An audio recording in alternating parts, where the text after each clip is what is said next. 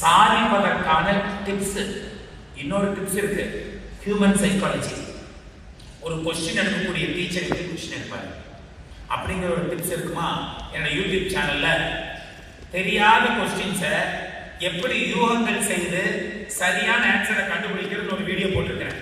அதாவது important chapters இன் ஜேஇன்னு போட்டதுக்கு 75,000 view போயிருக்குது.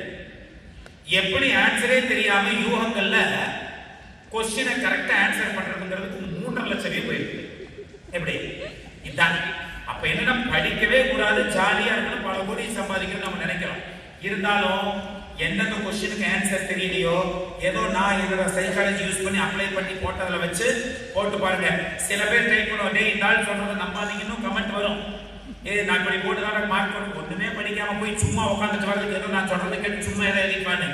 ஆனா சில பேர் சார் நீங்க தெய்வம் சார் நீங்க சொல்றதை கேட்டு அப்படியே எழுதினா 95% வாங்கிட்டு கமெண்ட் எழுதியிருப்பான். அப்போ ஏதோ ஒரு இடத்துல கண்ணு ஃபர்ஸ்ட் என்ன பண்ணுங்கன்னா படிக்காம இருக்கக்கூடிய விஷயத்த படிங்க. பரீட்சை காலத்துக்கு போறப்போ பிசிக்ஸ் ஃபர்ஸ்ட் எழுதலாமா, கெமிஸ்ட்ரி ஃபர்ஸ்ட் எழுதலாமா, மேத்ஸ் எழுதலாமா, பயாலஜி கிடைக்கும்பாங்க.